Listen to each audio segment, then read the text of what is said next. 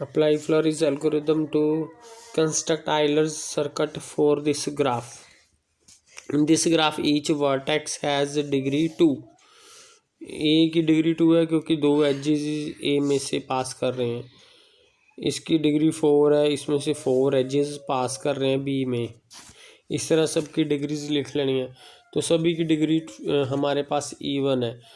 तो हमने एक कोई वर्टेक्स ऐसा चूज़ करेंगे जो स्टार्टिंग वर्टेक्स होगा। जैसे ए वर्टेक्स हमने चूज़ कर लिया, starting vertex of the circuit. Now we summarise, इस तरह से हम जो लगाएंगे फ्लोरीज एल्गोरिदम। जैसे हमने ए स्टार्ट कर लिया कोई, ठीक है। कैसे स्टार्ट करना है? पहले स्टेप में चूज़ एनी वर्टेक्स V1। तो हमने कोई वर्टेक्स चूज़ कर लिया ए, उसको यहाँ पर लिख दिया। नेक्स्ट एज हमने एज लेना है A to B, हमने ऐसा एज लेना है। A to B भी ले सकते हैं, A to C भी ले सकते हैं, पर हमने लेना है कि अगर ए बी को रिमूव करें तो जो ग्राफ है वो डिस्कनेक्ट नहीं होना चाहिए, वो कट एज नहीं होना चाहिए, ठीक है। चाहे ए बी ले लें चाहे ए सी ले लें, अगर ए बी को रिमूव करेंगे तो जो ग्राफ बनता है तो वो कनेक्टेड ही रहेगा, क्योंकि ए से बी तक जाने के लिए हम वाया सी चले जाएंगे, ठीक है। अगर ये रिमूव कर देंगे तो ए से बी सीधा जाने के बजाय ए सी टू बी चले जाएंगे, ठीक है। इस तरह से कनेक्टेड ग्राफ का मतलब होता है कि कोई भी वर्टेक्स ले लें, चाहे ए टू एफ, हमें पाथ मिल जाए। जैसे ये पाथ मिल जाएगा A to C, C to F. इसी तरह ए टू बी हम रिमूव कर भी देंगे तो सी टू बी हमें पाथ मिल जाएगा। तो इस तरह से हमने क्या ले लेना नेक्स्ट एज, चाहे ए बी ले लें चाहे ए सी ले लें। तो हमने ए बी ले लिया नेक्स्ट एज। अब उसके बाद हमने लेना है, यहाँ पर बी रख लेना है वो। अब उस बी से स्टार्ट करना है, बी टू बी से कोई एज लेना है। तो जैसे बी से चाहे बी सी भी ले सकते हैं, क्योंकि अब ए बी को हमने रिमूव कर देना है, साथ साथ में एज रिमूव करते जाना है। अब ये रिमूव हो गया हमारे पास, अब ये वाला एज नहीं रहा, बाकी बच गया जो भी ग्राफ बच गया।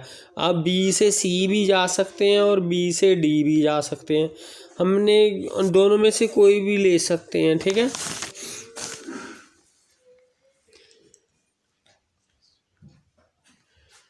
तो बी से सी लेंगे चाहे बी से डी लेंगे, इसको रिमूव करेंगे तो भी ग्राफ कनेक्टेड रहेगा। अगर बी से डी भी रिमूव कर देते हैं तो हम बी से डी बी वाया ई जा सकते हैं, बी से ई, ई से डी, ठीक है। तो इस तरह से हमने नेक्स्ट एज ले लिया बी टू डी। तो अब आ गया बी ए बी डी। तो अब डी से स्टार्ट करना है, डी से एज लेना है हमने। अब ये बी डी भी रिमूव कर देना हमने।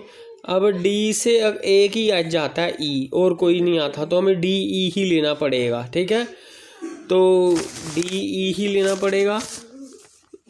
तो फिर इसको भी रिमूव करते जाएंगे तो हमारे पास ये बन जाएगा ए बी डी ई, ये बन गए हमारे पास, ठीक है। तो हमारे पास ग्राफ क्या बना? पहले था हमारे पास ग्राफ ए, अब ए बी भी हमने रिमूव कर दिया, बी डी भी रिमूव कर दिया, ये रह गया ए, फिर उसके बाद है सी, ठीक है। ए भी रिमूव कर दिया था हमने, तो यहाँ से डी बी डी भी हमने रिमूव कर दिया। ये हमारे पास डी से ई रह गया, ठीक है। फिर ये एफ है और ये रह गया, ठीक है। तो हम इसको भी रिमूव कर देंगे, डी ई को भी हम रिमूव कर देंगे। ए बी डी ई।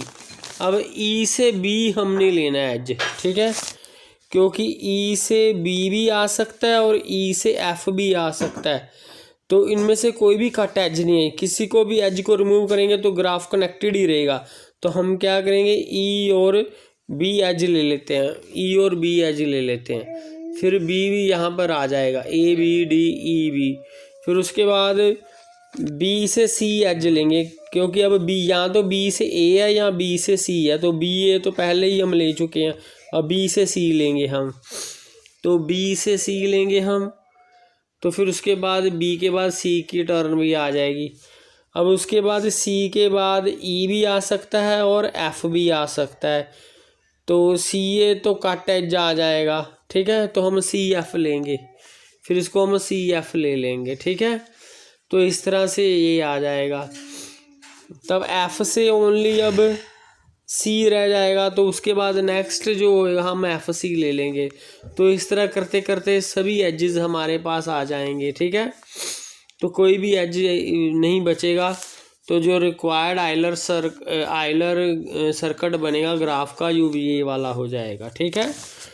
तो ये केस था व्हेन सभी डिग्रीज, सभी वर्टेक्स की डिग्री इवन थी।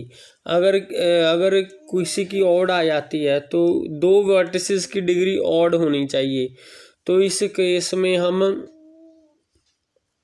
अगर दो की डिग्री ऑड आ जाती है, हमने फिर अब जैसे इस केस में इवन डिग्री के केस में हमने किसी भी वर्टेक्स से स्टार्ट कर सकते हैं, तो इस केस से हमें ऑड डिग्री वाले वर्टेक्स से स्टार्ट करना पड़ेगा, तो हमें वो पाथ मिलेगा, अब सर्किट नहीं मिलेगा अगर दो वर्टेक्स की डिग्री ऑड आ जाती है, ठीक है।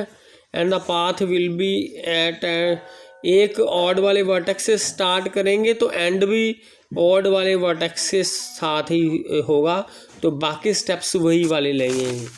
जैसे इस ग्राफ में सबकी डिग्रीज फाइंड कर लेनी है, सिर्फ ये दो वर्टेक्स हैं एफ और आई, इनकी डिग्री ऑड है, इसकी एफ की 3 है, इसकी 1 है, बाकी सबकी इवन है।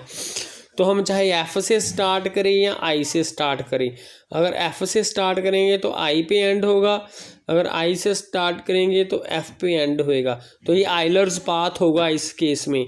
अगर सभी इवन आते हैं तो फिर आइलर सर्किट मिलता है, तो बाकी स्टेप्स वही वाले होंगे।